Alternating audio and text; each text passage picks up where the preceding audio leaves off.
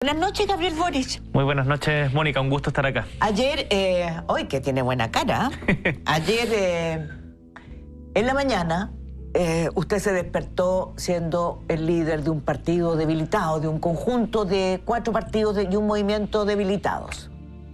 Y se acostó siendo el líder de un conglomerado que es uno de los triunfadores de una noche y de un día histórico. Pero la verdad es que había razones para pensar en la debilidad, porque estaba todo lejos de lo que usted fuera en el 2017. 2017 su candidata presidencial, Beatriz Sánchez, tuvo a 1.8 de pasar a la segunda vuelta con Alejandro Guillé, que le ganó por una nariz. Ustedes tuvieron 20 diputados, ni siquiera en sus sueños más...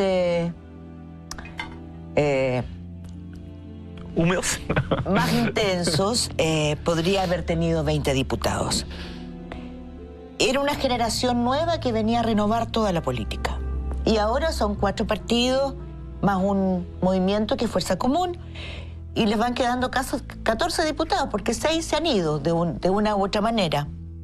¿Qué pasó en la noche? ¿Qué pasó en la larga noche o en la noche de ayer? O sea, ¿qué pasó? Porque esto es un proceso, pero sí. ¿Qué pasó cuando... ¿Cómo lo vivió usted? ¿Cómo leyó eso? Mira, ha sido un cúmulo de emociones que todavía no terminamos de analizar. Hay mucho que estudiar, hay mucho que tratar de aprender. Lo primero es, estamos contentos porque ayer fue un triunfo. No quiero quedarme solamente en las frases obvias del triunfo del pueblo de Chile, que de verdad lo creo, pero creo que también tenemos que ser capaces de reconocer que ayer el Frente Amplio ganó también. Y pero eso... tendrían que ser capaces de reconocer que no se esperaban. Pero por cierto, no lo esperábamos de esta manera. Y por cierto, el principal triunfo es de la ciudadanía movilizada que votó amplia y categóricamente por las transformaciones. Hay un dato del que no se ha hablado mucho hasta ahora, pero la derecha sacó menos votos que el rechazo. Sí, claro. Entonces, cuando dicen la gente que no fue a votar, quizás los que no fueron a votar no fueron la gente que quería cambio. Entonces... claro, es muy probable, porque esa es una parte del análisis, ¿no? Que va a ser muy difícil que lo hagamos, porque convengamos algo. Los opinólogos, encuestólogos, analistas... digamos que... Se equivocaron. Mira, yo leía una columna de Paula Escobar la columna en que los dio por muertos. En que nos daban por muertos. En la tercera de ayer. Así es. En que decía de que nos iba a comer la hegemonía del PC, en que éramos casi un muerto caminando. Y mira, yo creo que Ojalá los columnistas, los encuestólogos y toda esa prensa que se ufanó durante mucho tiempo y que querían vernos en el piso, sean capaces de hacer también la autocrítica que a nosotros nos exigían. Pero por nuestra parte, no podemos marearnos, no podemos caer en... Bueno, sí, porque es importante eso, no caer en la arrogancia. Hay razones para que Paula Escobar haya escrito esa columna. Es que yo siento que la gente también nos dio una segunda oportunidad. Y desde esa perspectiva... Vamos, momentito. Vamos primero a lo que provocó ese debilitamiento. Por favor. El acuerdo del 15 de noviembre del 2019 posibilitó abrir una vía al camino de la Constitución, pero al mismo tiempo los dividió a ustedes, porque se fueron el Partido Humanista, parte de la izquierda libertaria liderada por el alcalde Sharp, ecologistas, igualdad, se fueron varios, ¿no? Se fueron... Y usted sufrió el mayor embate. A mí me gustaría saber, ¿cree que valió la pena? Porque usted fue el hombre de ese acuerdo en esa mesa que supongo que no se lo olvidará nunca. Usted fue el rostro del Frente Amplio en esa mesa. Creo, Mónica, que valió la pena, incluso aunque los resultados no hubiesen sido como ayer. Porque cuando uno toma riesgo en política en función de convicciones, tiene que estar dispuesto tanto a ganar como a perder. Y en el caso del acuerdo del 15 de noviembre funcionó muy bien y terminó siendo los resultados del plebiscito que se haya logrado gracias al movimiento feminista. Esto no es gracias a todo, esto no es gracias a los políticos. Primero, el acuerdo es gracias a la movilización del pueblo, eso hay que tenerlo claro. En segundo lugar, cómo se logró complementar, que yo lo dije esa noche, está en el libro de Quintana, por favor, sírvase a conectar, creo que escribió un libro al respecto. Esa misma noche yo, antes de firmar, dije, quiero dejar constancia de que la elección tiene que ser paritaria, con listas de independientes y con escaños reservados para los pueblos originarios. Y Coloma responde, en ese momento Juan Antonio, el senador, responde, por favor, dennos un respiro.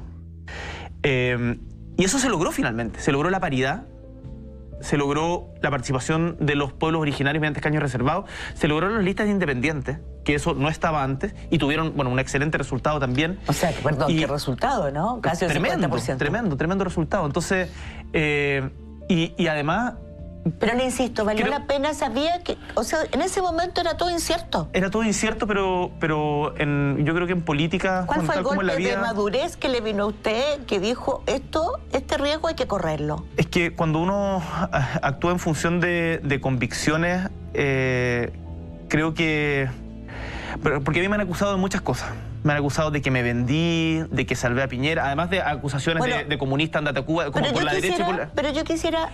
Esa acusación que usted acaba de decir es la que yo quiero desmenuzar. Por favor. Porque el principal costo que usted ha pagado es decir que usted fue uno de los que obstaculizó la salida de Piñera. O sea, efectivamente, y la derecha lo ha reconocido también, entonces no sabemos finalmente cuál es la verdad de ese enemigo poderoso que hablaba Piñera en su discurso. ¿Estábamos en peligro? O sea, ¿había posibilidades de que hubiera una recesión golpista, de que hubiera... una fuerza civil de manifestaciones que llegara a la moneda? ¿Estaba en juego la democracia chilena en esos días? Mira, yo quiero ser muy claro en que jamás hubo ningún tipo, durante las conversaciones que se dieron el 14 y 15 de noviembre, ningún tipo de presión en ese sentido. Y eso, o por lo menos yo no recibí ninguna desde nadie. Jamás se amenazó con militares, habían especulaciones en la prensa de cuánto se demoró Piñera en salir el día anterior, etcétera. Pero entre bambalinas y en la trastienda no hubo nada. No hubo, yo doy garantía, y estuve muy metido en esas conversaciones, de que no hubo nada. Lo que puedo decir también es que antes de que nosotros nos sentáramos a esa mesa, porque entiendo que las conversaciones venían desde antes entre el ministro del Interior y el presidente del Senado, antes de que nos sentáramos a esa mesa, lo que estaban acordando era... pasar directamente a una convención mixta sin hoja en blanco. Lo estaba acordando el ministro Blumel, que era el ministro del Interior, el presidente del Senado, que es el senador Quintana, del PPD. Y entiendo que el presidente de la Comisión de Constitución. Y el presidente que es... Que era Felipe Arboe en ese momento. Estaban en ese diálogo, no digo que estaba cerrado o no, y después eso se abrió y nosotros llegamos y nos sentamos a la mesa.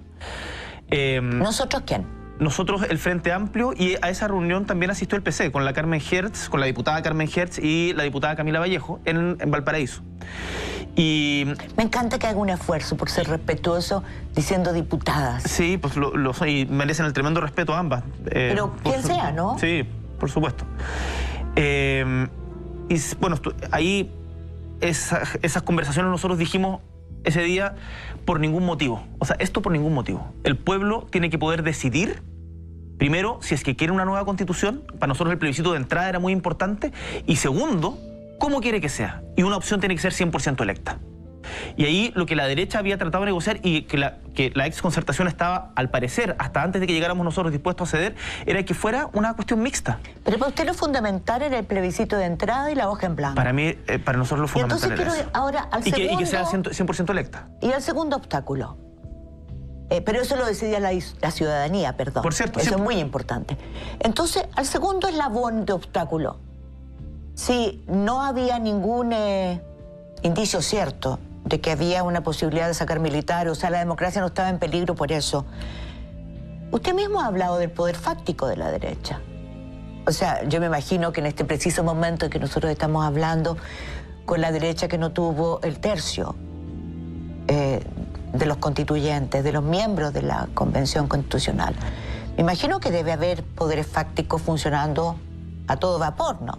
O sea, los hay sin duda y en eso es importante que aprendamos de la historia. La historia, en todo sentido, no parte el 2019. Y ahí... Que usted lo diga sorprende. Que no sorprenda, Mónica, porque yo trato de estar estudiando permanentemente y tuve la oportunidad incluso en la universidad de ser ayudante de Sofía Correa Sutil, que no es de la tendencia política a la que yo adhiero, pero aprendí mucho de ella, le tengo un gran respeto.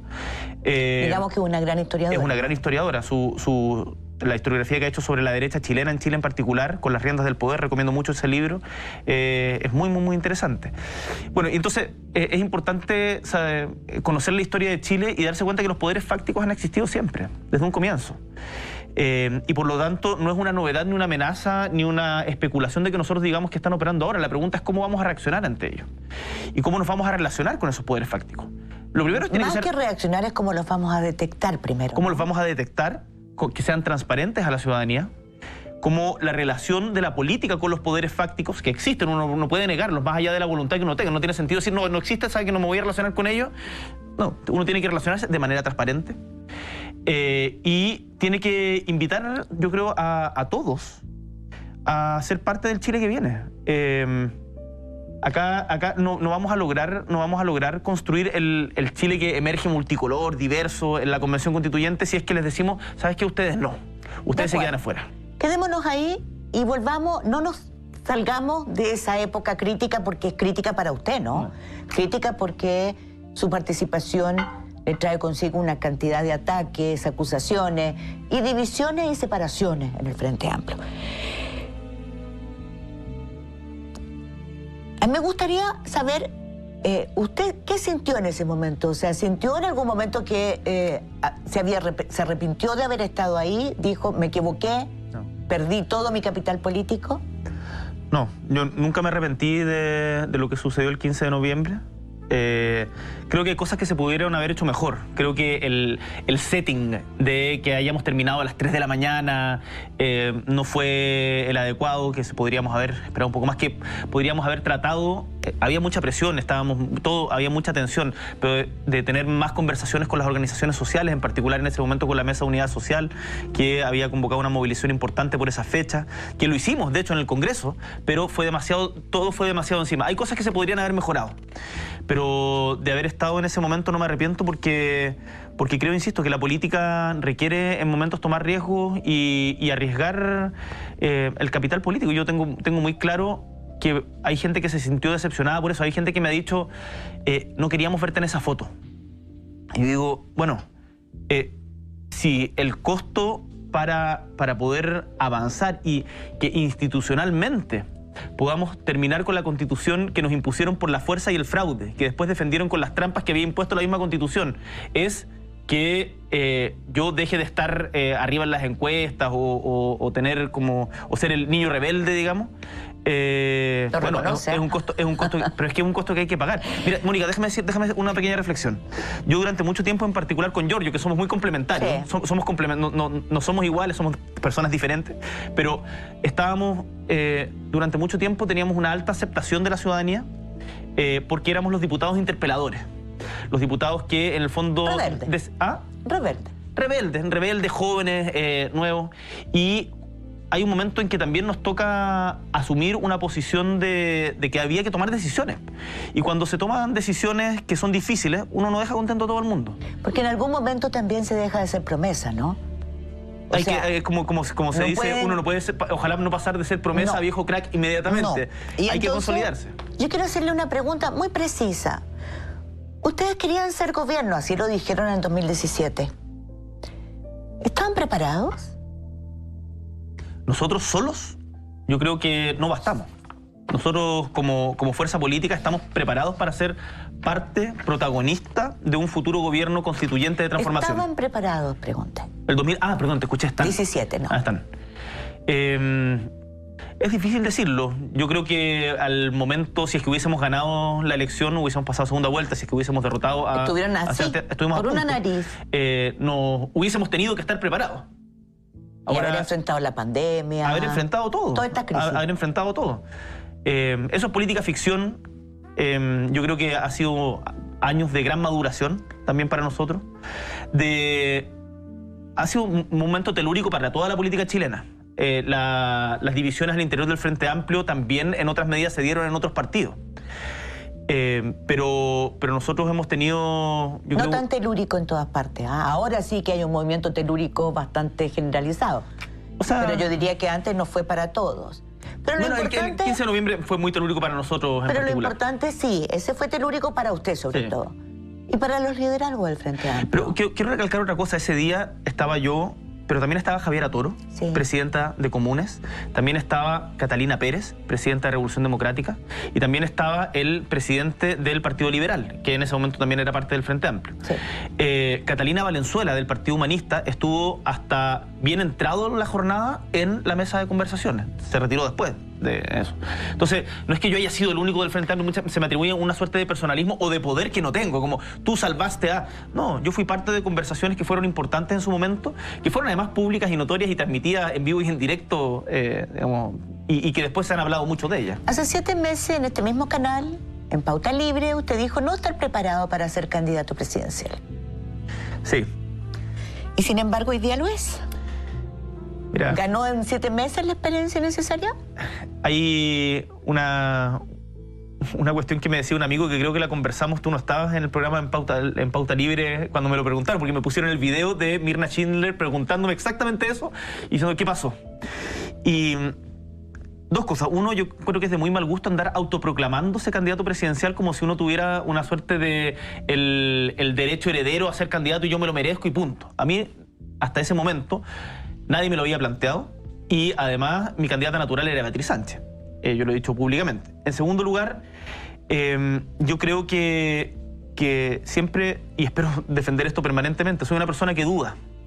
Soy una persona que sigo esto lo repito mucho, pero es una frase que me gusta mucho de Albert Camus, que dice en su libro Crónicas, que son las editoriales que hacían el diario, los editoriales que hacían el diario Combat en la resistencia francesa. El gran diario Combat. El gran diario Combat, desaparecido desgraciadamente. Dice, en política la duda debe seguir a la convicción como una sombra. Vamos a dejar hasta ahí esa frase maravillosa, porque sabe que también nos hace reflexionar. A ustedes los dejo con esa frase de Camus en Combat, porque estamos en momentos así pletóricos, ¿no? Estamos iniciando un nuevo camino. Vamos a ir a escuchar unos mensajes que tienen auspiciadores y el canal y volvemos de inmediato.